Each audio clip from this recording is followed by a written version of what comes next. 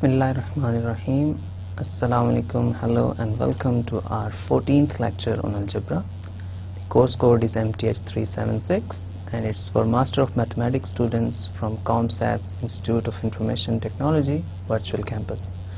Right, so it's our 14th lecture today, and first up, usual brief recap of what we have done in the last lecture. So in the last lecture, we talked about permutation groups, symmetric groups and dihedral groups. Okay, so what are permutation groups? Just briefly I would like to remind you. So permutation group is, so you have to start with a permutation and then you will go towards the group. So what is a permutation? So permutation क्या थी, ये आपको अब बार बार हमने repeat किया है इस class में, तो ये होपफुली अब आपको याद भी हो गया होगा और क्लियर भी होगा कि परमुटेशन ग्रुप्स क्या होते हैं. परमुटेशन जो है वो रीअरेंजमेंट है ऑब्जेक्ट्स की, राइट.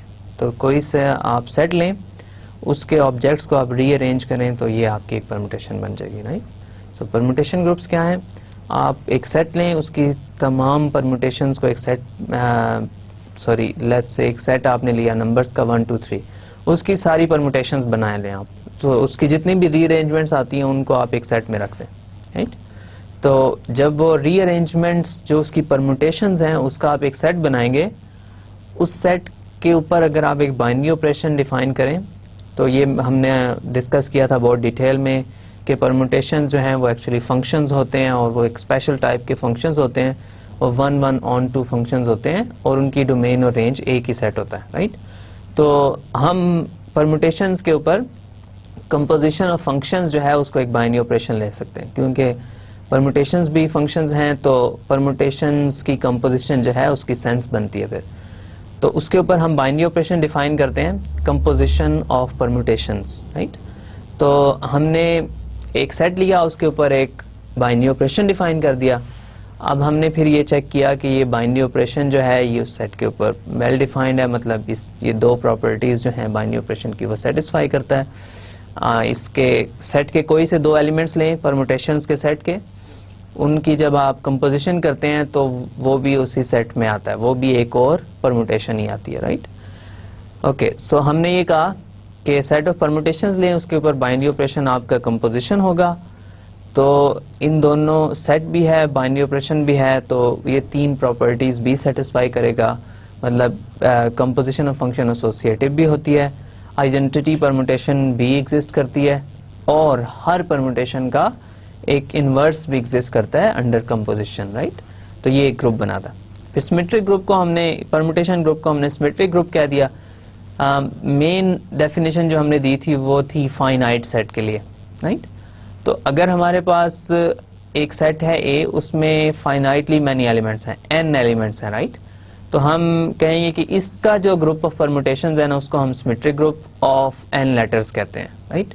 इन जनरल कोई भी सेट हो हमारे पास, जितने भी उसमें एलिमेंट्स हों, उनकी जब परमुटेशंस आप कैलकुलेट करते हैं तो उससे जो ग्रुप बनता है उसको हम सिमेट्रिक ग्रुप कह देते हैं, राइट. फिर हमने सिमेट्रिक ग्रुप की एग्जांपल्स की बात की बहुत सारी. हमने S3 की बात की, S1 से स्टार्ट किया, S1 S2 फिर S3 सबसे ज़्यादा इंटरेस्टिंग था. फिर उसके बाद हमने S4 पे जाना था, लेकिन मैंने आपको कहा कि ये बहुत बड़ा सेट है, राइट. 24 एलिमेंट्स का सेट है. तो अब इसके ऊपर जाने की बजाय, क्योंकि इसकी कैलकुलेशन काफ़ी लंबी होंगी, हमने कुछ स्पेशल ग्रुप्स डिफाइन करने स्टार्ट किए. वो भी परमुटेशन ग्रुप्स हैं लेकिन वो थोड़े से स्पेशल हैं. उनकी एक ज्योमेट्रिक सिग्निफिकेंस है. हमने कहा कि अगर आप एक ट्राइंगल लें 3 साइड्स की, राइट, उसकी आप सारी की सारी सिमेट्रीज फाइंड करें, मतलब रोटेशनल सिमेट्रीज और रिफ्लेक्शन सिमेट्रीज आप फाइंड करें. तो आपको मैंने ट्राइंगल लेके बताया था कि उसकी आप 6 टोटल सिमेट्रीज फाइंड कर सकते हैं. 3 उसकी रोटेशनल सिमेट्रीज होंगी और 3 उसकी रिफ्लेक्शन सिमेट्रीज होंगी. ओके, तो ये 6 जो सिमेट्रीज हैं इनको कंपेयर करें जो आपने ग्रुप बनाया था S3, यानी तीन एलिमेंट्स के जो परमुटेशंस की थी उसका जो आपने ग्रुप बनाया था उससे इसको कंपेयर करें तो ये दोनों एक्चुअली सेम है. तो S3 क्या है, S3 एक्चुअली एक ग्रुप है, group of symmetries of an equilateral triangle. फिर हमने स्क्वायर की बात की, हमने कहा कि अगर अब आप 4 वर्टिसेस ले लें और 4 साइड्स होंगी तो उसकी आप टोटल सिमेट्रीज फाइंड करें, रोटेशनल और रिफ्लेक्शन या फ्लिप्स। तो ये आप सिमेट्रीज अगर फाइंड करेंगे तो 4, एक स्क्वायर की 4 रोटेशनल सिमेट्रीज हैं और 4 ही रिफ्लेक्शन सिमेट्रीज हैं, राइट। तो आपने इन दोनों सिमेट्रीज को कंबाइन किया, इससे जो आपके पास परमुटेशंस बनी उनको आपने एक सेट में लिखा। तो ये सेट जो है इसको फिर हमने शो किया कि ये सेट हमारे पास 8 एलिमेंट्स का सेट है। इसके ऊपर जब बाइनरी ऑपरेशन डिफाइन करते हैं वही यूजुअल कंपोजिशन ऑफ फंक्शंस, तो ये ग्रुप बनाता है। तो ये अब एक स्पेशल टाइप ऑफ ग्रुप है। ट्राइंगल के लिए भी स्पेशल है क्योंकि ये इसमें सिमेट्रीज हैं ट्राइंगल की, हम इसको विजुअलाइज कर सकते हैं ये एक्चुअली है क्या। फिर हमारे पास स्क्वायर की सिमेट्रीज थी, ये भी एक स्पेशल ग्रुप है। इसके बाद हमने कहा कि अच्छा एक पेंटागन की सिमेट्रीज की बात कर लेते हैं। तो हमने जितनी भी रेगुलर एन गॉन्स हैं उनकी सारी सिमेट्रीज की बात की और हमने कहा कि अगर हमारे पास एक एन गॉन हो जो कि रेगुलर हो, उसकी जो 2n सिमेट्रीज होंगी, राइट, उसकी 2n टोटल सिमेट्रीज होंगी, रिफ्लेक्शंस और रोटेशनल सिमेट्रीज। ओके, तो हमने ये कहा कि डायहेड्रल ग्रुप हम किसको कहेंगे? डायहेड्रल ग्रुप हम ऐसे ग्रुप को कहेंगे जो हमारे पास आएगा symmetries of a regular n-gon. तो हमारे पास डायहेड्रल ग्रुप को हम डिनोट करते हैं D2n से, या DN से भी कुछ ऑथर्स डिनोट करते हैं। तो इसका मतलब ये होता है बेसिकली कि डायहेड्रल ग्रुप को हम डिनोट करते हैं D2n से, राइट। तो D2n से जब हम इसको डिनोट करते हैं तो इसका मतलब इसमें होते हैं, ये बेसिकली सेट है symmetries of a regular n gone, ठीक है। अच्छा, अब इसमें हमारे पास टोटल नंबर ऑफ एलिमेंट्स कितने आते हैं? D2n has 2n elements. okay? n क्या है? n जो है वो नंबर ऑफ वर्टिसेस है।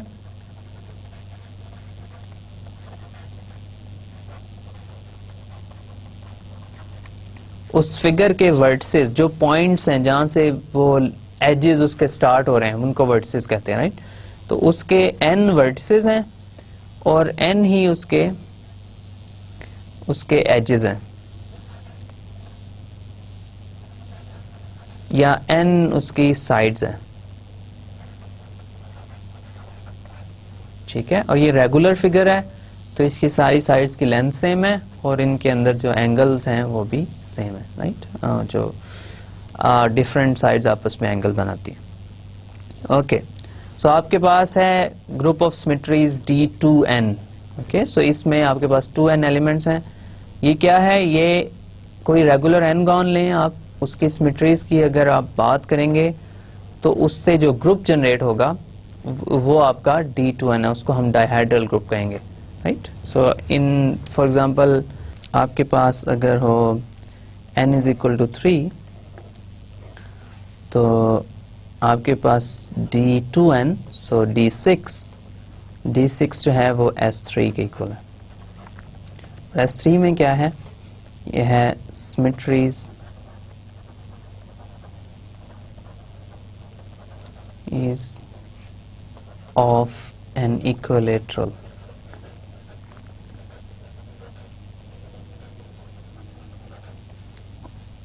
triangle,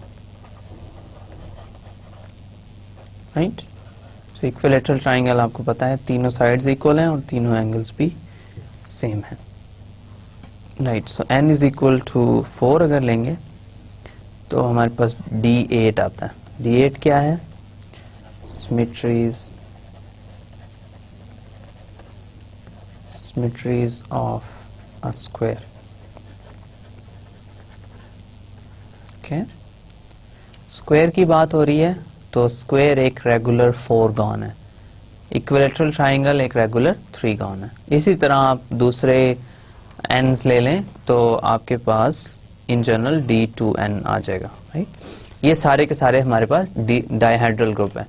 आपने ये देखा होगा कि हमने n=2 की बात बिल्कुल नहीं की, तो ये हमने बात इसलिए नहीं की कि हमारे पास कोई क्लोज फिगर 2 साइड्स वाली अवेलेबल नहीं है, राइट। ओके, सो हमारे पास अगर n=3 हो तो D6, n=4 हो तो D8, और इन जनरल हमारे पास n वर्टिसेस हो तो हमारे पास D2N जो है वो डाइहाइड्रल ग्रुप आता है। ओके, सो ये S3 जो है ये एक्चुअली है group of permutations of 3 elements, right, group of permutations of 3 elements. D8 जो है वो एक सब ग्रुप है, इसके आगे जाके मैं डिटेल में बात करूंगा कि D8 जो है वो एक सब ग्रुप है। किसका सब ग्रुप है? Group of permutations of 4 elements. So D8 जो है वो S4 में से है, राइट। S4 जो है वो क्या है? Group of permutations of 4 elements, right. In general Sn जो है वो है group of permutations of n elements. इन सब चीजों की हम डिटेल में आगे जाके बात करेंगे इंशाल्लाह। तो हमारे पास D6 आ गया, D8 और D2N। तो डाइहाइड्रल ग्रुप क्या है? डाइहाइड्रल ग्रुप जस्ट ये है कि सिमेट्रीज लेनी है आपने किसी रेगुलर n गॉन की, और आपने उन सिमेट्रीज को एक आपने सेट में लिखना है, उसके ऊपर आपने एक बाइनरी ऑपरेशन डिफाइन करना है जो कि आपके पास कंपोजिशन होगी, क्योंकि ये सिमेट्रीज जो हैं ये एक्चुअली एक परम्यूटेशंस हैं। और जब आप उसके ऊपर ग्रुप डिफाइन कर देंगे, जब आप उसके ऊपर बाइनरी ऑपरेशन डिफाइन कर देंगे तो वो एक ग्रुप बन जाएगा। तो डाइहाइड्रल ग्रुप्स जो हैं वो ग्रुप ऑफ सिमेट्रीज हैं for all n greater than और equal to 3, right. So n less than 3 के लिए ये सेंस नहीं बनती है इस डाइहाइड्रल ग्रुप की। Okay, right. तो हमने ये ग्रुप ऑफ सिमेट्री जो सिमेट्रिक ग्रुप की बात की, डाइहाइड्रल ग्रुप की बात की, इसमें हमने क्या लिखा? परम्यूटेशंस लिखी, राइट। हमने एक स्टैंडर्ड नोटेशन यूज की परम्यूटेशंस को लिखने के लिए। वो नोटेशन क्या थी? ग्रुप के ओरिजिनल एलिमेंट में टॉप पे लिखता हूँ, और ग्रुप के जो एलिमेंट्स हैं जहां पे वो मैप हो रहे हैं, जो परम्यूटेशन मेरी बन रही है, उनको मैं सेकंड रो में लिखता हूँ। तो जैसे मैंने S3 की बात की थी, तो अगर मैं G=S3 की बात करूं, राइट, तो G=S3 के लिए मैंने क्या किया था? मैंने let's say identity permutation define की थी। तो उसके लिए मैंने ये कहा था कि चूंकि ये सेट ऑफ परम्यूटेशंस है 3 एलिमेंट्स का, तो 1 2 3 के ऊपर कहाँ पे मैप हो रहे हैं? ये 1 2 3 के ऊपर मैप हो रहे हैं। तो ये मेरी आइडेंटिटी परम्यूटेशन, राइट। इसी तरह मैंने कोई और परम्यूटेशन की अगर बात की थी S3 के लिए, तो रो नॉट या रो 1 जैसे मैंने इसको कहा था, तो रो 1 में हो सकता है मैंने ये लिया 1 2 3। जैसे मैंने कहा कि आप कोई भी परम्यूटेशन ले सकते हैं, तो मे बी ये रो 1 आपका है 3 1 2, ठीक है। इसके बाद हो सकता है रो 2 आपका ये हो, रो 2 हो सकता है ये 1 2 3 और 2 3 1, ओके। इसी तरह रो 3 रो 4 रो 5 तक हमने इनकी बात की थी, राइट। तो ये हमारे पास एक नोटेशन है परम्यूटेशंस को लिखने के लिए। हम टॉप रो में 1 2 3 लिख रहे हैं, और बॉटम रो में हम उसकी परम्यूटेशन लिख रहे हैं, ये किस पे मैप हो रही है, राइट। अब ये नोटेशन जो है ये बहुत ज्यादा फिजिबल नहीं है। एक तो इसमें 1 2 3 हमें बार बार लिखने की क्यों जरूरत है? हमें ये पता है कि 1 2 3 ही सेट, जब भी S3 की बात करेंगे तो हमारे पास जो एलिमेंट्स हैं वो 1 2 3 ही होंगे। परम्यूटेशंस हम 1 2 3 की ले रहे हैं क्योंकि हम ग्रुप S3 की बात कर रहे हैं। तो ग्रुप ऑफ परम्यूटेशंस जो है वो 3 एलिमेंट्स का ही होगा हमेशा। तो इसका मतलब है 1 2 3 पहली जो टॉप लाइन है उसको लिखने की तो मुझे जरूरत नहीं है। लेकिन अगर मैं उसको रिमूव कर दूं तो ये मैं कैसे बताऊंगा कि 1 किस पे मैप हो रहा है, 2 किस पे मैप हो रहा है, 3 किस पे मैप हो रहा है? तो इसको बताने के लिए मुझे कोई और नोटेशन चाहिए। मैं चाहता हूं कि इस नोटेशन को मैं थोड़ा सा शॉर्ट कर दूं।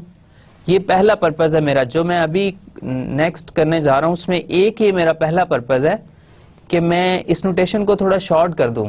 तो इसको हो सकता है मैं थोड़ा मजीद अच्छा करके लिख सकूं, लेकिन ये मेन पर्पस नहीं है। जो नेक्स्ट हम डिफाइन कर रहे हैं चीजें, वो इस नोटेशन को सिंप्लीफाई जरूर करती हैं, लेकिन इसके अलावा भी उसके बहुत इंपॉर्टेंट यूज हैं जो कि आपको इसी लेक्चर में इंशाल्लाह पता चल जाएंगे। तो जो मैं नेक्स्ट करने जा रहा हूं, इसमें मैं इस नोटेशन को सिंप्लीफाई करने की कोशिश करूंगा और एक दो डेफिनेशंस आपको दूंगा जिससे ये नोटेशन जो है ये काफ़ी सिंप्लीफाई हो जाएगी, और फिर इंशाल्लाह हम इसका यूज़ भी देखेंगे। राइट, सो ये रो 1 रो 2 हमने लिख दिया। ये S3 के एलिमेंट्स हम सारे लिख लेते हैं एक बार फिर, ताकि हम इसी को एज एन एग्जाम्पल यूज़ कर सकें। सो हमारे पास रो 3 जो है वो है 1 2 3 कहाँ पे मैप हो रहे हैं। लेट्स से आप 1 को फिक्स रखें और 3 और 2। और रो 4 में आपके क्या हो रहा है, रो 4 में ये हो रहा है कि 1 2 3, और लेट्स से आप 2 को फिक्स रखें और 3 और 1। और फाइनली रो 5 में क्या हो रहा है, रो 5 में ये हो रहा है कि 1 2 3, और लेट्स से 3 को फिक्स रखें, 2 एंड 1। तो ये आपके पास टोटल S3 के एलिमेंट्स हैं। फिर मैं आपको कह देता हूँ कि इसको याद करने की आपको ज़रूरत नहीं है, ये आपको खुद पता होना चाहिए कि ये कहाँ से आ रहे हैं। जब आपको ये पता होगा तो आप फिर इनको इजीली खुद ही लिख सकते हैं, आपको इनको याद नहीं करना पड़ेगा। राइट, सो ये आपके पास 6 एलिमेंट्स हैं ग्रुप S3 के। इसके ऊपर बाइनरी ऑपरेशन डिफाइन हुआ है, वो सारी चीज़ें आपको पता है। ओके, सो इस नोटेशन को हमने थोड़ा शॉर्ट करके लिखना है। तो हमारे पास ये डेफिनेशन है। अब ये साइकिल एक मैं डिफाइन कर रहा हूँ। साइकिल क्या होता है? अ के साइकिल, लेट्स से I1 से स्टार्ट हो रहा है और IK पे एंड हो रहा है, is a permutation which sends IJ to IJ plus 1 for all J not equal to K, और IK को I1 पे मैप करता है। राइट, अब ये मैंने एक लाइन में एक नोटेशन लिखी हुई है जिसको मैंने साइकिल कहा है। अब साइकिल जो है वो बेसिकली क्या होता है, साइकिल एक सर्कुलर मोशन या रोटेशन का नाम है। राइट, फॉर एग्जाम्पल आप जब एक सर्कल ड्रा करते हैं तो आप एक पॉइंट से स्टार्ट करते हैं और एक कंप्लीट साइकिल करते हैं और वापस उसी पॉइंट पे आ जाते हैं। लास्ट पॉइंट फर्स्ट पॉइंट पे आता है और बाकी जो है पॉइंट्स वो आगे नेक्स्ट मूव होते जाते हैं। राइट, तो अब ये साइकिल क्या है? ये साइकिल भी बस इसी तरह की चीज है, एक सर्कुलर, यू समझें कि एक सर्कल है इन पॉइंट्स का। अब ये क्या हो रहा है इसमें, ये हो रहा है कि मैं k एलिमेंट्स की एक परमुटेशन ले रहा हूँ, I1 I2 up to so on IK। तो k एलिमेंट्स की एक परमुटेशन ले रहा हूँ। ओके, तो इस परमुटेशन के साथ क्या हो रहा है, इसको मैंने जस्ट 1 लाइन में लिखा हुआ। राइट, मैंने ये बताया हुआ कि इसमें k एलिमेंट्स हैं, लेकिन मैंने मतलब फर्स्ट टॉप में कोई एलिमेंट्स नहीं लिखे, बस मैंने एक लाइन में ये नोटेशन लिखी है कि I1 I2 up to so on IK। इसका मतलब ये है कि I1 जो है, अगर मैं इसको लेट्स से हमारे पास सेट जो है वो k एलिमेंट्स को हो, तो मैं लिखूं I1 I2 I3 और up to so on IK। ठीक है, ये मेरे पास एलिमेंट्स हैं। ये साइकिल मुझे ये बता रहा है कि ये सारे एलिमेंट्स किस पे मैप हो रहे हैं। I1 जो है, जो उसके बाद नेक्स्ट एलिमेंट लिखा हुआ उस पे मैप हो रहा है, I1 I2 पे मैप हो रहा है। I2 के बाद नेक्स्ट एलिमेंट जो है वो I3 है। ठीक है, I3 के बाद नेक्स्ट एलिमेंट जो है वो I4 है। तो ये सारे एलिमेंट्स जो है अपने से नेक्स्ट एलिमेंट के ऊपर मैप हो रहे हैं। ओके, लेकिन IK जो है वो क्या हो रहा है, उसमें IK I1 पे वापस आ रहा है, क्योंकि एक साइकिल है, वापस उसी पॉइंट पे पहुंच जाएगा। ओके, सो पहला पॉइंट दूसरे पे मैप हो रहा है, दूसरा तीसरे पे, तीसरा चौथे पे, एंड आखिरी पॉइंट जो है वो पहले पे वापस आ रहा है। तो ये एक कंप्लीट सर्कल आपके पास बन रहा है। राइट, तो आपके पास लेट्स से एक पॉइंट है यहाँ पे, राइट, I1, इससे आप मूव होते हैं नेक्स्ट पे, ये तो एक लेट्स से ये कंप्लीट सर्कल है। यहाँ पे आपके पास जो पॉइंट्स हैं, इसको आप लेट्स से कोई और पॉइंट कह दें, I3 कह दें लेट्स से। यहाँ पे कोई I4 होगा, यहीं पे कहीं I5 होगा, राइट, और इसी तरह I6 होगा, और आप ये कीप मूविंग और यहाँ पे आपके पास IK होगा, ठीक है। और ये वाला पॉइंट जो है, ये स्टार्टिंग पॉइंट जो है वो ये I1 है, ठीक है, और यहाँ पे I2 ले लें आप। अब I1 और I2 जो हैं ये एक ही पॉइंट है, सॉरी IK जो है वो आखिरी पॉइंट जो है वो फर्स्ट पॉइंट पे वापस आ रहा है, IK I1 है, राइट, और I1 फिर I2 पे जा रहा है, I2 I3 पे, और इसी तरह कंप्लीट सर्कल हमारे पास आ रहा है। तो ये जो नोटेशन है, इसको लेट्स से साइकिल नोटेशन कह दें या के साइकिल कह दें, वन लाइन नोटेशन कह दें। इसमें ये होता है कि हम जो भी एलिमेंट्स इसमें लिखते हैं, फर्स्ट एलिमेंट सेकंड पे मैप होता है, सेकंड थर्ड पे मैप होता है, और लास्ट एलिमेंट हमेशा फर्स्ट एलिमेंट पे मैप होता है। तो इस तरह हम इस सर्कल नोटेशन को डिफाइन करते हैं। तो इसमें एक लाइन में हमें ये भी पता चल रहा है कि एलिमेंट्स किसके ऊपर मैप हो रहे हैं, और ये भी हमें आइडिया हो रहा है कि कितने एलिमेंट्स होंगे। आगे चल के हमें ये पता चलेगा कि अगर हमारे पास टोटल नंबर ऑफ एलिमेंट्स जो हैं वो साइकिल से डिफरेंट हो, तो हमें बताना पड़ता है कि ग्रुप में कितने टोटल एलिमेंट्स हैं। ओके, तो अब ये के एलिमेंट्स हैं। लेट्स से मेरे पास एक एग्जांपल अगर मैं करना चाहूं, तो मेरे पास n जो है वो 4 है, और मेरे पास एक साइकिल है, लेट्स से उसको मैं कहता हूं 1 2 और 3, ठीक है। अब ये मेरे पास साइकिल है, इसका मतलब ये है कि 1 2 पे मैप हो रहा है, 2 3 पे मैप हो रहा है, लेकिन जो मेरा पास सेट है उसमें तो 4 एलिमेंट्स हैं, तो 4 किस पे मैप हो रहा है, राइट। ये मैंने एक साइकिल लिखा हुआ है, ये एक परमुटेशन है इसका जो ग्रुप है S4 के अंदर, राइट। अब इस परमुटेशन के अंदर 1 2 पे मैप हो रहा है, 2 3 पे मैप हो रहा है, और 3 1 पे, लेकिन 4 फिर किस पे मैप हो रहा है, 4 तो इसमें लिखा ही नहीं हुआ। तो ये सेकंड पार्ट आपको ये बता रहा है कि अगर कोई एलिमेंट एक साइकिल के अंदर मौजूद नहीं है तो वो एलिमेंट फिक्स है, ओके। अब ये 1 2 3 का साइकिल है, और ये मैं कहता हूं कि ये किसी परमुटेशन के इक्वल है हमारे पास S4 के अंदर। तो इसके अंदर 4 एलिमेंट जो है वो अपीयर नहीं हो रहा, तो 4 जो है वो फिक्स होगा, ओके। तो हमारे पास अगर कोई एलिमेंट साइकिल के अंदर नहीं आ रहा, तो इसका मतलब ये है कि वो फिक्स है, ओके, राइट। अब मैंने यहाँ पे कुछ परमुटेशंस देखी हैं। अब ये 2 कॉन्सेप्ट्स हैं, ये आपको अभी मैं एग्जांपल लेके तो आपको होपफुली क्लियर हो जाएंगे सारे। अब ये मेरे पास 2 साइकिल्स हैं, 1 3 5 4। इसका मतलब ये है कि 1 3 पे मैप हो रहा है, 3 5 पे मैप हो रहा है, और 5 4 पे मैप हो रहा है, 4 1 पे मैप हो रहा है। अब इसके अंदर कौन सा एलिमेंट नहीं है, इसके अंदर 2 नहीं है, राइट।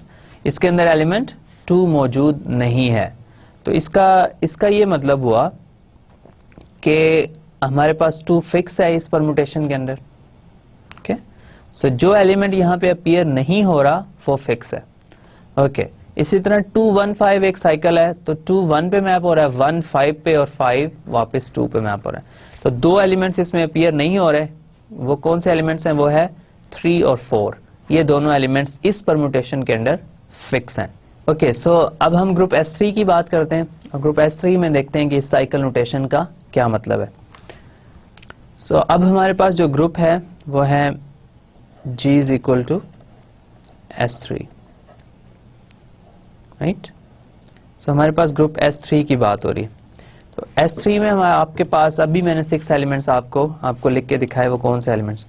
तो 1 by 1 एलिमेंट की अगर मैं बात करूं, तो आइडेंटिटी परमुटेशन क्या है, 1 2 3 और 1 2 3। अब आइडेंटिटी परमुटेशन में 1 1 पे मैप हो रहा है, 2 2 पे मैप हो रहा है, 3 3 पे मैप हो रहा है। तो ये तो सारे एलिमेंट्स फिक्स्ड हैं, तो इसके ये तो एलिमेंट्स कोई भी किसी साइकिल में नहीं आएंगे। तो जैसे आप अगर इसको साइकिल में लिखना चाहें तो ये आप लिख सकते हैं 1 और 2 और 3। 1 1 पे मैप हो रहा है, 2 2 पे मैप हो रहा है, 3 3 पे मैप हो रहा है। तो इसके 1 जो आइडेंटिटी है उसमें उसके आप ये साइकिल्स बना सकते हैं। तो आइडेंटिटी परमुटेशन को आप साइकिल की फॉर्म में लिख सकते हैं। वो कैसे कि 1 एक साइकिल है, 2 एक साइकिल है, 3 एक साइकिल है, लेकिन यूजुअली हम इसको लिखते नहीं हैं। हम आइडेंटिटी को आइडेंटिटी परमुटेशन ही बस लिख देते हैं। ओके, सो अब हम नेक्स्ट की परमुटेशन की बात करते हैं, जो हमारे पास लेट्स से रो 1 है। तो 1 2 3 और 3 3 1 2। ओके, अब इसको मैंने साइकिल की फॉर्म में लिखना है। अब मैं क्या करूंगा, पहले एलिमेंट से स्टार्ट करूंगा, यहां से 1 से। पहला एलिमेंट 1 है। ओके, सो 1 मेरे पास किस पे मैप हो रहा है, 3 पे मैप हो रहा है। so 1 के बाद मैं लिख दूंगा 3। ओके, 1 3 पे मैप हो रहा है। 3 अब किस पे मैप हो रहा है, 3 जो है वो 2 पे मैप हो रहा है, राइट।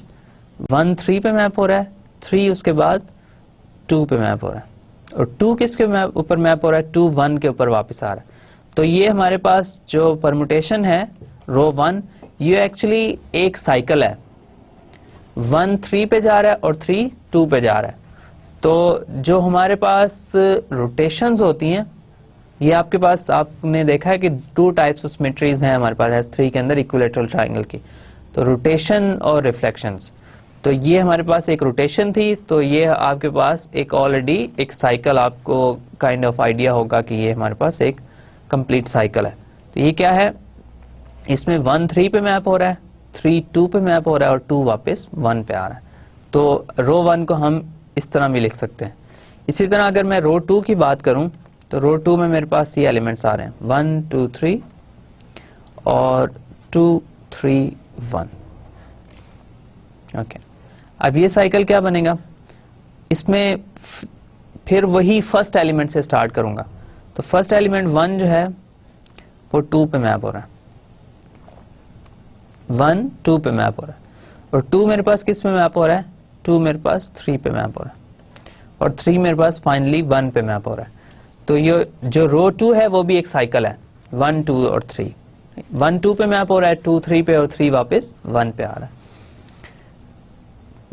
राइट। तो अब अगर मैं रो 3 की बात करूं, तो रो 3 में 1 2 और 3 ये मैप किस पे हो रहे हैं, ये मैप हो रहे हैं लेट्स से 3 और 2। फिर अगेन मैं पहले एलिमेंट से स्टार्ट करूंगा, तो 1 किस पे मैप हो रहा है, 1 1 पे मैप हो रहा है। तो 1 से आगे मैं किसी और एलिमेंट पे नहीं जा सकता। फिर सेकंड एलिमेंट से स्टार्ट करें, तो 2 जो है वो 3 पे मैप हो रहा है, और 3 वापस 2 पे मैप हो रहा है। तो मैं इसको इस तरह लिख सकता हूं। ओके, अच्छा, अब अगर रो 4 की बात करूं, तो रो 4 में मैं क्या कर सकता हूं, 1 2 3 और मेरे पास है 2 और 3 और 1। फिर अगेन मैं पहले एलिमेंट से स्टार्ट करूंगा। सो 1 जो है वो 3 पे मैप हो रहा है, और 3 किधर जा रहा है, 3 वापस 1 पे आ रहा है।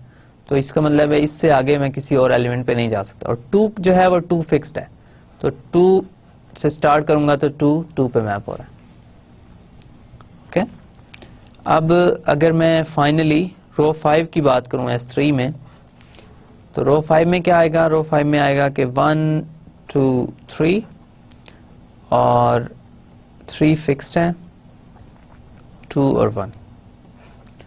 तो अगेन मैं 1 से स्टार्ट करूंगा, तो 1 2 पे मैप हो रहा है, और 2 जो है वो वापस 1 पे मैप हो रहा है। तो 1 2 के बाद मैं इस साइकिल में किसी और एलिमेंट पे नहीं जा सकता, और 3 जो है वो 3 पे मैप हो रहा है। ओके, सो 1 2 3 2 1 3 पे मैप हो रहा है। एग्री?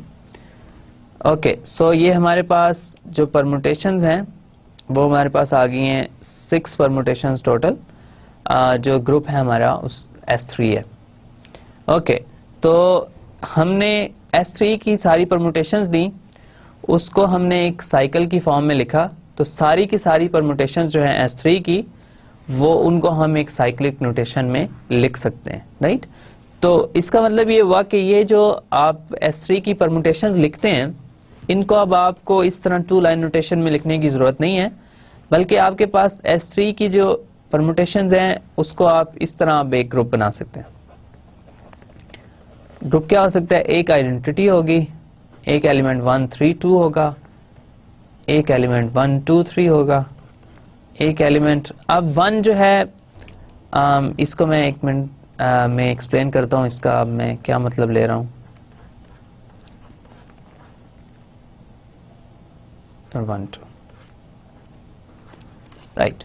अब इसके बाद ये जो 2 3 है, 2 3 मेरे पास एक परमुटेशन है और ये परमुटेशन किसकी है, S3 की है।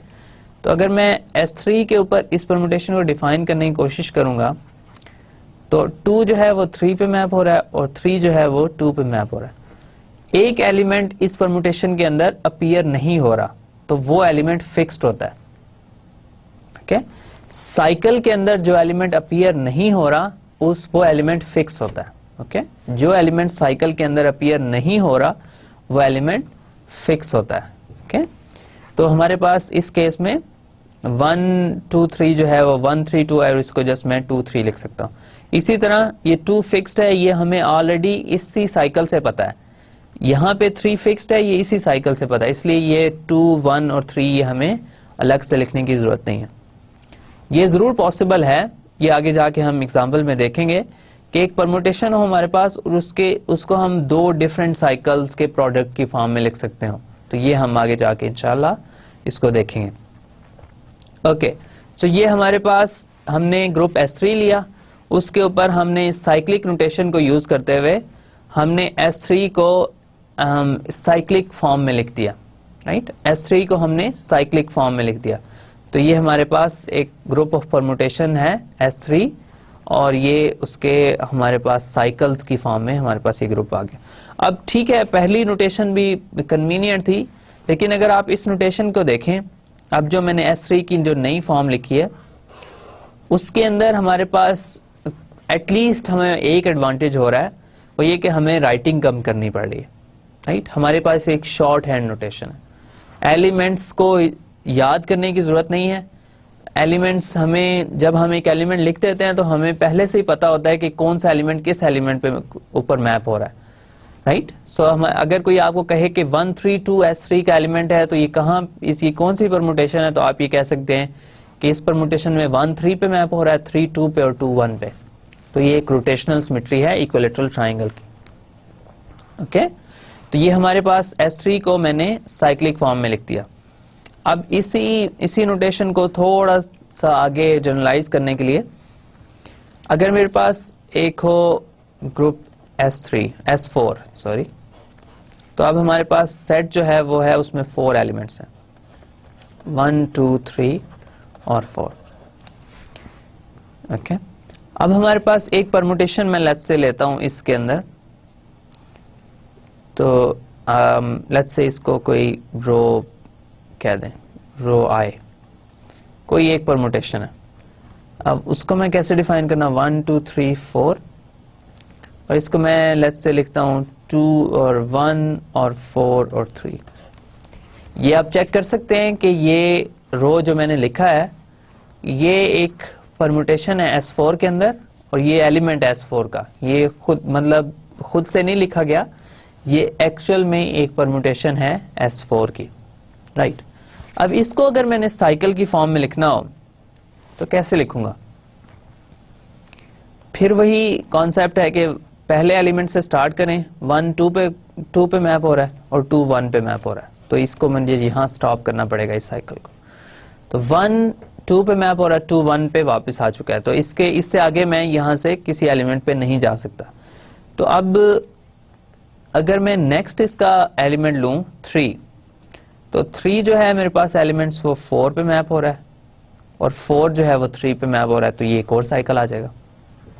राइट, जो भी एलिमेंट जिस ऑर्डर में लिखा हुआ है, पहला एलिमेंट हमेशा दूसरे पे मैप होगा, दूसरा तीसरे में मैप होगा और लास्ट एलिमेंट जो है वो हमेशा फर्स्ट एलिमेंट के ऊपर मैप होगा। ओके, तो ये हमारे पास अब एक परमुटेशन थी, उसको हमने 2 डिफरेंट साइकिल्स जो हैं उसके प्रोडक्ट की फॉर्म में लिख दिया। 2 डिफरेंट साइकिल्स हैं हमारे पास, उनके प्रोडक्ट की फॉर्म में लिख दिया। जैसे मैंने आपको लास्ट स्लाइड में कहा, ये जरूरी नहीं है कि जो आप परमुटेशन लें उसका जो साइक्लिक फॉर्म है वो सिर्फ एक ही साइकिल आए, एक से ज्यादा साइकिल भी आ सकते हैं। ओके, अब इसके अलावा मैं लेट्स से एक और परमुटेशन लेता हूँ, लेट्स से सिग्मा 1 2 3 4 की ये परमुटेशन है और मैं कहता हूँ ये 1 4 पे मैप हो रहा है, 2 3 पे मैप हो रहा है और 4 1 पे मैप हो रहा है। ठीक है, अब इसको अगर मैं इस फॉर्म में लिखना चाहूँ तो 1 से स्टार्ट करूंगा पहले एलिमेंट से, 1 जो है वो 4 पे मैप हो रहा है, 4 फिर ऑफ कोर्स वापस 1 पे मैप हो जाएगा। ओके, सिमिलरली अब 1 और 4 मैंने कवर कर दिए। अब 1 के बाद जो नेक्स्ट एलिमेंट है उसकी अगर मैं उससे स्टार्ट करूं तो नेक्स्ट एलिमेंट 2 है, 2 जो है वो 3 पे मैप हो रहा है और 3 जो है वो 2 पे मैप हो रहा है। तो सिमिलरली जैसे मैंने पहले केस में किया, आपके पास एक परमुटेशन जो है वो दो डिफरेंट परमुटेशंस, दो डिफरेंट साइकिल्स की प्रोडक्ट की फॉर्म में आ गई। अब एक फाइनल एग्जांपल इसकी करके तो फिर मैं इस कॉन्सेप्ट को थोड़ा इनहांस करता हूं। हमारे पास अगर S5 हो ग्रुप, तो S5 के अंदर मैं एक परमुटेशन लेता हूं, लेट्स से टाओ, टाओ मेरी परमुटेशन है और S5 5 एलिमेंट्स की परमुटेशंस का सेट है, तो 1 2 3 4 और 5। राइट, अब ये किस पे मैप हो रहे हैं, इसको मैं लेट्स से मैप करता हूं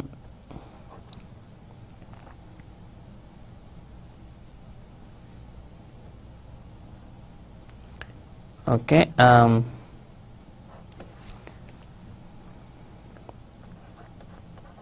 लेट्स से मैं ये परमुटेशन लेता हूं, कोई मैंने खुद से परमुटेशन ली है कि 1 3 पे मैप हो रहा है, 2 1 पे मैप हो रहा है, 3 2 पे, 4 5 पे और 5 4 पे। अब अगर इस परमुटेशन को मैं एज प्रोडक्ट ऑफ साइकिल्स लिखने की कोशिश करूं या एज अ साइकिल लिखने की कोशिश करूं तो क्या होगा, तो मैं स्टार्ट करूंगा फर्स्ट एलिमेंट से, 1 जो है वो 3 पे मैप हो रहा है, 3 मेरे पास 2 पे मैप हो रहा है और 2 जो है वो वापस 1 पे चला गया, तो 2 वापस 1 पे चला गया, तो ये मेरे पास एक साइकिल कंप्लीट हो गया। जिस एलिमेंट से मैंने स्टार्ट किया था उसी एलिमेंट पे मैं वापस आ चुका हूँ। 1 3 पे मैप हो रहा है, 3 2 पे और 2 वापस 1 पे मैप हो रहा है। अब ये 3 एलिमेंट्स मैंने कवर किए इसके अंदर, एक एलिमेंट मेरे पास और है, 2 एलिमेंट सॉरी और हैं, तो नेक्स्ट एलिमेंट से स्टार्ट करता हूँ, 1 2 और 3 हो चुके हैं, फोर्थ एलिमेंट से स्टार्ट करता हूँ, 4 से स्टार्ट करूं तो 4 5 पे मैप हो रहा है और 5 वापस 4 पे मैप हो रहा है।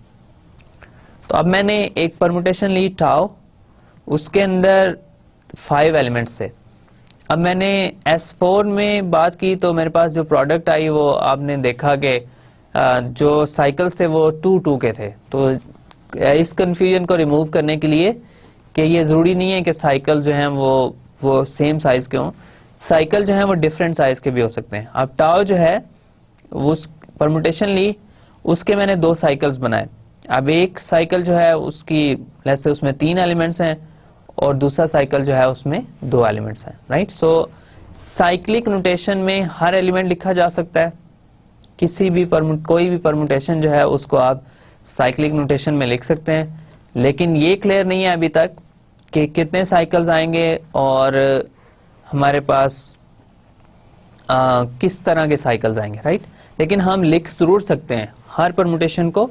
हमने अभी तक जितनी भी परमुटेशंस कंसिडर की उन सब को हम एक साइकिल फॉर्म में लिख सकते हैं और इसी स्टेटमेंट को थोड़ी देर में मैं फॉर्मल भी कर दूंगा।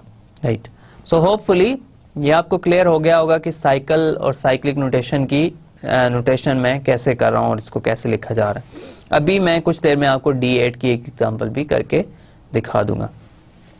ओके, सो हमारे पास एक दो और छोटी सी डेफिनेशंस हैं साइकिल की। अब 2 साइकिल है हमारे पास, उनको मैं डिसजॉइंट कब कहूंगा, डिसजॉइंट वो तब होंगे जब उनमें कोई भी एलिमेंट कॉमन नहीं होगा। ओके, आपने 2 साइकिल दिए, वो दोनों साइकिल डिसजॉइंट होंगे अगर उनमें कोई भी एलिमेंट कॉमन नहीं होगा। अब जैसे मैंने यहाँ पे एस जो है वो 1 2 3 4 5 6 एलिमेंट्स का सेट दिया है और हमारे पास जो सेट ऑफ परमुटेशंस है वो भी ऑफ कोर्स फिर 6 एलिमेंट्स की परमुटेशंस होंगी। तो लेट्स से ये एक साइकिल है S6 के अंदर, ये भी एक साइकिल या परमुटेशन है S6 के अंदर। ओके, अब 1 6 जो है और 2 5 3 इन दोनों के अंदर कोई भी एलिमेंट कॉमन नहीं है। राइट, तो ये डिसजॉइंट साइकिल्स हैं। इसी तरह अगर मैं साइकिल लूं 1 2 3 और 3 2 1 लेट्स से, ये दोनों साइकिल्स हैं S3 के अंदर, लेकिन ये दोनों साइकिल डिसजॉइंट नहीं है क्योंकि इनके तो तीनों ही एलिमेंट्स आपस में कॉमन है, राइट।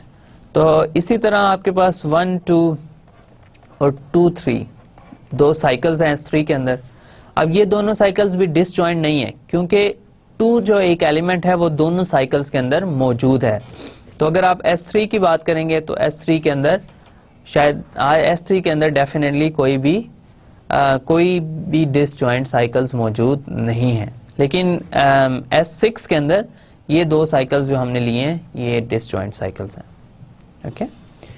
तो इसी तरह अगर आप S4 की बात करना चाहें तो S4 में अगर आप ये साइकिल्स लें 1 2 और 3 4, अब ये दो साइकिल्स हैं, ये दोनों साइकिल्स आपस में डिसजॉइंट हैं, दोनों में कोई भी एलिमेंट आपस में कॉमन नहीं है। तो ये S4 जो है इसके अंदर ये दोनों साइकिल्स आपस में डिसजॉइंट है, ओके।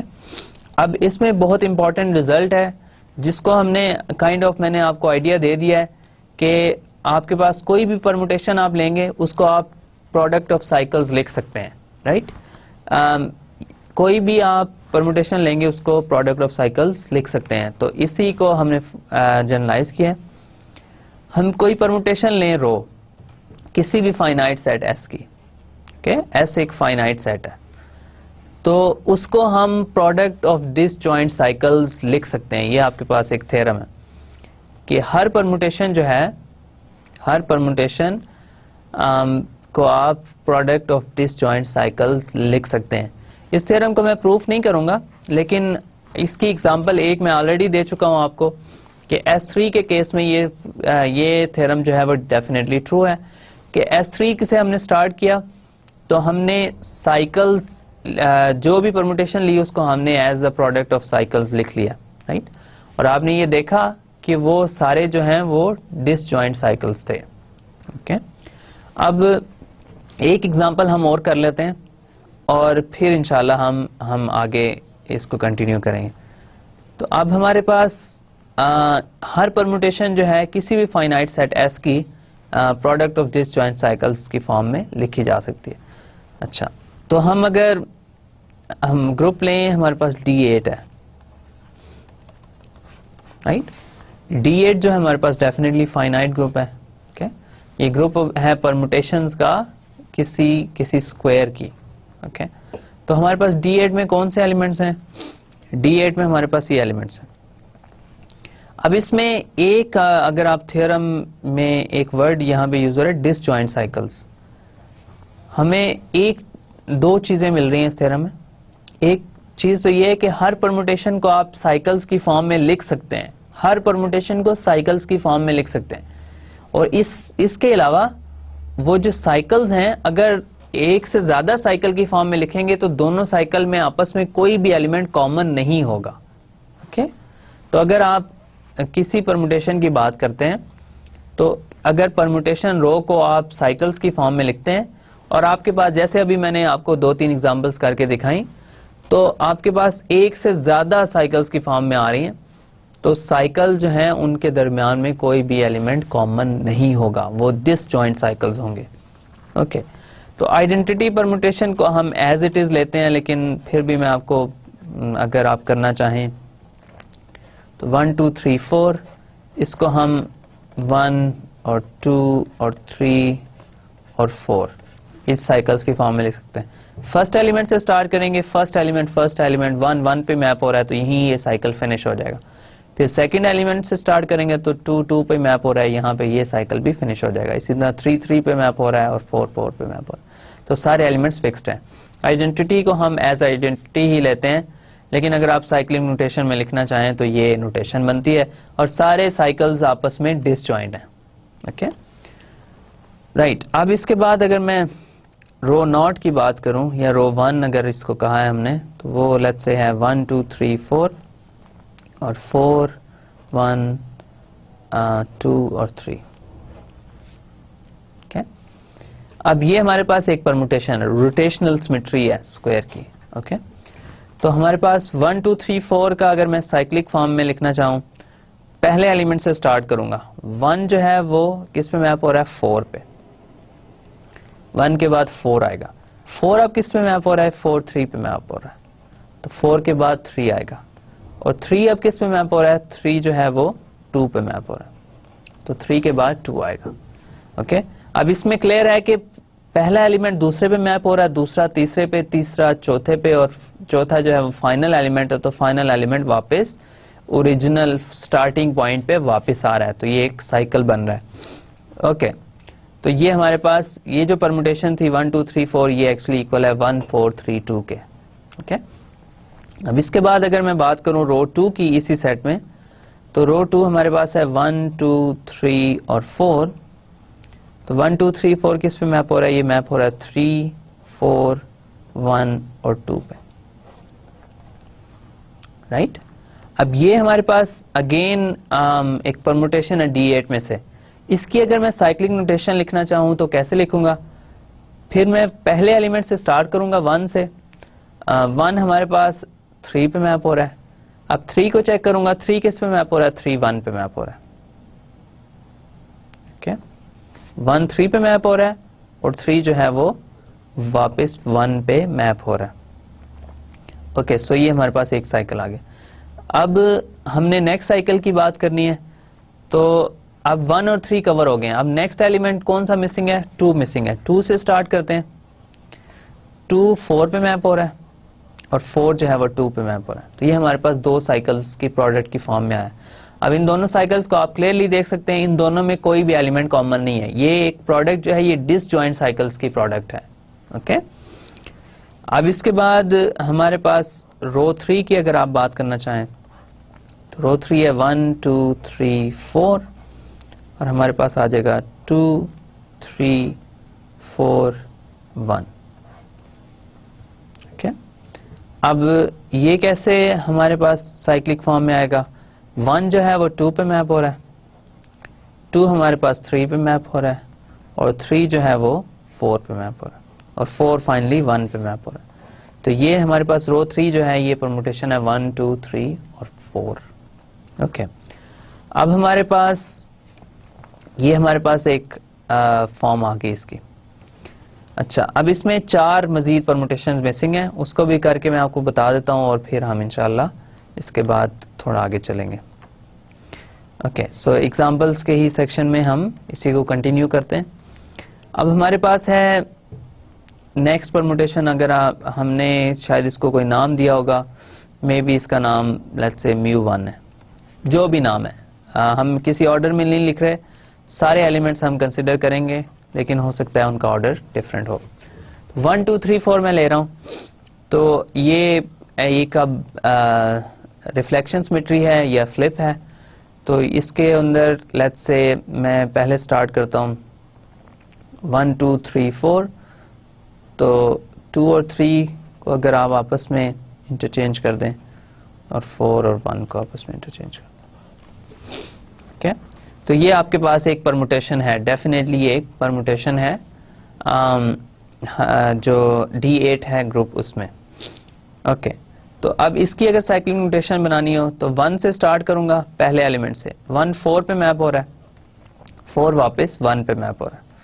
अब सेकंड एलिमेंट से स्टार्ट करूंगा तो सेकंड एलिमेंट में क्या होगा, 2 3 पे मैप हो रहा है, ओके, और 3 2 पे मैप हो रहा है, तो 2 मेरे पास जो है वो 3 पे मैप हो रहा है और 3 2 पे मैप हो रहा है, तो ये इस प्रोडक्ट की फॉर्म में आ जाएगी। ओके, अब सेकंड जो लेट्स से μ2 है, μ2 में क्या करेंगे, μ2 में ये करेंगे कि लेट्स से 1 2 3 4, अब आपने डायगोनल लाइन, डायगोनल लाइन नहीं, आप एक वर्टिकल लाइन लगा दें, तो आपके पास 1 2 3 4 2 और 1 को इंटरचेंज कर दें और 3 और 4 को आपस में इंटरचेंज कर दें। ओके, सो ये आपके पास μ2 क्या है, μ2 को आपने अगर परमुटेशन की फॉर्म में और साइकिल की फॉर्म में लिखना है तो 1 जो है वो 2 पे मैप हो रहा है और 2 क्लियरली 1 पे फिर मैप हो रहा है। अब 2 और 1 कवर हो गए हैं, अब नेक्स्ट एलिमेंट जो है वो 3 है, 3 से स्टार्ट करें तो 3 4 पे मैप हो रहा है और 4 3 पे मैप हो रहा है। Okay, right. सो μ2 को भी हमने साइकिल्स की फॉर्म में लिख दिया। फिर आप नोटिस कर रहे होंगे कि 1, 4 और 2, 3 में कोई भी एलिमेंट आपस में कॉमन नहीं है। 1, 2 और 3, 4 में कोई भी एलिमेंट आपस में कॉमन नहीं है। ओके अब अगर next element sigma 1 let's say मैं ले लूं तो 1, 2, 3, 4, और इसमें क्या होता है, इसमें आप एक डायगोनल लाइन लगा देते हैं। सो लेट्स से आप डायगोनल लाइन लगाते हैं 1 वर्टेक्स 1 और वर्टेक्स 3 को आपस में मिला देते हैं, 2 और 4 आपस में इंटरचेंज हो जाएंगे। 1 और 3 फिक्स रहेंगे और 4 और 2 आपस में इंटरचेंज हो जाएंगे। ओके तो हमारे पास ये अब एक और हमारे पास परमुटेशन है D8 में से 1 जो है, इसमें पहला एलिमेंट है 1, 1 पे मैप हो रहा है। 2 की अगर बात करूं तो 2 4 पे मैप हो रहा है और 4 2 पे मैप हो रहा है, राइट। सो यहाँ पे ये साइकिल भी फिनिश हो जाएगा और 3 हमारे पास फिक्स्ड है।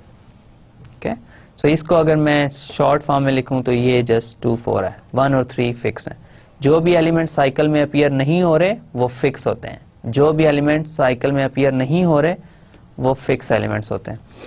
अब इसके बाद लेट्स से फाइनल एलिमेंट जो हमारे पास D8 में है उसकी अगर बात करूं तो 1 2 3 4, और मेरे पास इस एलिमेंट में अगर मैं 2 और 4 वर्टेक्स जो हैं उनको आपस में मिला दूं तो ये डायगोनल लाइन बनेगी। तो उसमें 2 भी फिक्स रहेगा, 4 भी फिक्स रहेगा और 3 और 1 आपस में इंटरचेंज हो जाएंगे।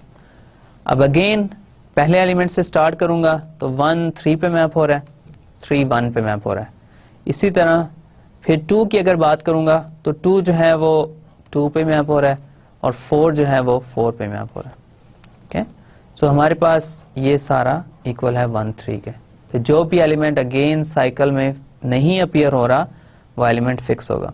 अब आपने D8 में भी देख लिया कि आप कोई भी एलिमेंट लें, D8 का कोई भी परमुटेशन लें तो आपके पास उसको हम साइकिल्स की फॉर्म में लिख सकते हैं, और इससे भी ज्यादा इंपॉर्टेंट ये है कि जो साइकिल्स हैं वो डिसजॉइंट होंगे, आपस में कोई एलिमेंट उनमें कॉमन नहीं होगा। तो D8 और S3 के केस में हमने देख लिया। S4 की भी एग्जांपल आपको मैंने एक परमुटेशन लेके दिखाई, S5 की भी दिखाई। तो इन जनरल ये स्टेटमेंट ट्रू है कि अगर आपके पास कोई भी ग्रुप हो, कोई भी सेट हो, उसकी जो परमुटेशंस लेते हैं उस परमुटेशंस को आप प्रोडक्ट ऑफ डिसजॉइंट साइकिल्स में लिख सकते हैं। तो कोई भी परमुटेशन लें, कितने भी एलिमेंट हों सेट में, तो उसको हम प्रोडक्ट ऑफ डिसजॉइंट साइकिल्स की फॉर्म में लिख सकते हैं। ओके तो किसी भी परमुटेशन के लिए ये स्टेटमेंट ट्रू है। अब इस जो मैंने साइकिल नोटेशन को इंट्रोड्यूस किया और कुछ ग्रुप्स की एग्जांपल्स करके आपको बताएं कि ये साइक्लिक नोटेशन में सारे ग्रुप्स लिखे जा सकते हैं। इन्हीं चीज़ों को यूज़ करते हुए और साइक्लिक नोटेशन को यूज़ करते हुए हम इंशाल्लाह नेक्स्ट लेक्चर में इसकी मज़ीद बात करेंगे और इसका यूज़ भी मैं आपको बताऊंगा कि हमने ये नोटेशन क्यों डिफाइन किया और इसकी क्या सिग्निफिकेंस है और हमें इससे एक्स्ट्रा क्या मिलता है। ये तो डेफिनेटली क्लियर हो जाना चाहिए कि ये आपके पास नोटेशन जो है ये आपके जो परमुटेशन है उसको शॉर्ट हैंड लिखने के लिए एक नोटेशन अलग से। तो D8 अगर आप लिखना चाहें तो अब आपके पास एक स्लाइटली इजियर वे है। इसमें आइडेंटिटी आएगी, इसमें एक एलिमेंट जो है लेट्स से आपको सारे एलिमेंट्स अगर लिख के दिखा दें 1 4 3 2 है, एक एलिमेंट इसमें है 1 4 3 2 और एक और एलिमेंट हमारे पास इसमें मौजूद है 1 2 3 4, या आपने जिस भी ऑर्डर में इनको लिखना है। तो मैं इनको 1 2 3 4 और इसके बाद एक और नेक्स्ट एलिमेंट जो है इसमें मौजूद है वह है 1 3 और 2 4, 1 3 और 2 4, और इसके अलावा 1 4 और 2 3,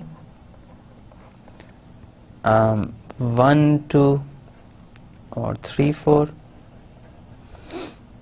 और इसके अलावा एक एलिमेंट है 2 4 और एक एलिमेंट है 1 3, राइट। तो इस सेट के अंदर अब D8 के हर एलिमेंट मौजूद है। इस सेट के अंदर आपको ये भी पता है बगैर किसी कैलकुलेशन के कौन सी परमुटेशन किस एलिमेंट को कहाँ मैप कर रही है। तो ये हमारे पास एक डेफिनेटली एक शॉर्ट नोटेशन है कि अगर आपके पास कोई भी ग्रुप हो, उसको अगर आपने उसकी परमुटेशंस को, ग्रुप ऑफ परमुटेशंस हो, तो उसको आपने अगर एक शॉर्टर फॉर्म में लिखना है तो ये आपके पास साइकिल्स उसमें हेल्प करते हैं। ये एक इसका डेफिनेटली यूज है। इसके अलावा क्या यूज है ये इंशाल्लाह हम नेक्स्ट लेक्चर में देखेंगे। तो आपके लिए मैं थोड़ा सा लेक्चर आज का समराइज कर देता हूँ, फिर इंशाल्लाह हम जो नेक्स्ट कॉन्सेप्ट है उसको नेक्स्ट लेक्चर में स्टार्ट करेंगे। राइट, तो आज के लेक्चर में हमने क्या किया? आज के लेक्चर में हमने एक दो कॉन्सेप्ट्स डिस्कस किए, उनकी कुछ एग्जांपल्स देखी। हमने ये देखा, हमने सबसे पहले साइकिल को डिफाइन किया। साइकिल क्या होता है? साइकिल ये होता है कि एक परमुटेशन लें, तो अगर उस परमुटेशन को मैं एक साइकिल कहूंगा, अगर उसमें फर्स्ट एलिमेंट जो है वो सेकेंड एलिमेंट पे मैप हो रहा हो, सेकेंड थर्ड पे, थर्ड फोर्थ पे, और फाइनल एलिमेंट जो है वो फर्स्ट एलिमेंट पे मैप हो रहा हो। तो अगर मैं साइकिल की बात करूं तो साइकिल जो है let's say I1, I2 up to so on, अगर मैं IK की बात करूं तो इसका मतलब ये, इसको मैं एक साइकिल कहूंगा अगर I1 I2 पे मैप हो रहा हो, I2 I3 पे मैप हो रहा हो, और फाइनल एलिमेंट जो है IK वो I1 के ऊपर मैप हो रहा हो। राइट, IK जो है वो I1 के ऊपर मैप हो रहा हो। ओके, सो अब ये एक साइकिल है। अब साइकिल में जो एलिमेंट अपीयर नहीं हो रहा वो फिक्स है। जो भी एलिमेंट साइकिल में अपीयर नहीं हो रहा वो फिक्स है। फिर हमने ये देखा कि डिसजॉइंट साइकिल क्या होता है। डिसजॉइंट साइकिल ये होता है कि अगर आप एक साइकिल लें, दो साइकिल्स लें सॉरी, तो वो उनको हम डिसजॉइंट कहेंगे अगर उन दोनों में कोई भी एलिमेंट आपस में कॉमन ना हो। लेट्स से हमने दो साइकिल लिए 1, 2 और 3, 4। अब इन दोनों साइकिल्स में आपस में कोई एलिमेंट भी कॉमन नहीं है, तो ये दोनों डिसजॉइंट साइकिल्स हैं। लेकिन ये दोनों डिसजॉइंट साइकिल्स नहीं है। फॉर एग्जांपल 1, 4, इन दोनों एलिमेंट में 1 कॉमन है। इन दोनों साइकिल्स में 1 एक एलिमेंट कॉमन है, इसलिए ये जो दोनों साइकिल्स हैं ये डिसजॉइंट नहीं है। तो डिसजॉइंट साइकिल्स क्या होते हैं? दो साइकिल्स डिसजॉइंट होंगे अगर उन दोनों में कोई भी एलिमेंट कॉमन नहीं होगा। फिर हमने एक बहुत अच्छा रिजल्ट देखा। उस रिजल्ट में क्या था कि आप कोई भी परमुटेशन लें, कोई भी परमुटेशन अगर आप लें तो उसको आप प्रोडक्ट ऑफ डिसजॉइंट साइकिल्स में लिख सकते हैं। कोई भी परमुटेशन लेंगे उसको आप प्रोडक्ट ऑफ डिसजॉइंट साइकिल्स की फॉर्म में लिख सकते हैं। ओके, तो हमारे पास कोई भी परमुटेशन है उसको प्रोडक्ट ऑफ डिसजॉइंट साइकिल्स में लिखा जा सकता है। इसमें हमने फिर मजीद इसकी एग्जांपल्स देखी। एग्जांपल्स क्या थी? हमने S3 के लिए ये रिजल्ट देखा कि ये ट्रू है। हमने S3 के सारे एलिमेंट्स लिए, उनको हमने प्रोडक्ट ऑफ साइकिल्स लिखा और वो सारे के सारे डिसजॉइंट थे। फिर हमने D8 की बात की, तो D8 में के सारे एलिमेंट्स लिए हमने उसको प्रोडक्ट ऑफ डिसजॉइंट साइकिल्स की फॉर्म में लिखा, तो वो भी हमारे पास ट्रू था। फिर हमने इसका प्रूव इन जनरल नहीं किया, लेकिन हमने इसकी दो एग्जांपल्स की हैं, और अगर आपको इंटरेस्ट हुआ तो इंशाल्लाह प्रूफ आपका आपके नोट्स में इसको मिल जाएगा। ओके, सो ये हम नेक्स्ट लेक्चर में क्या करेंगे? नेक्स्ट लेक्चर में इसी साइक्लिक नोटेशन को मैं थोड़ा सा मजीद रिफाइन करूंगा, और फिर इसके थ्रू हम इसके SN के कुछ सब ग्रुप्स की बात करेंगे, कुछ बहुत इंपॉर्टेंट सब ग्रुप्स की बात करेंगे। Okay, so thank you very much for your attention and I'll see you in the next class. Thank you very much.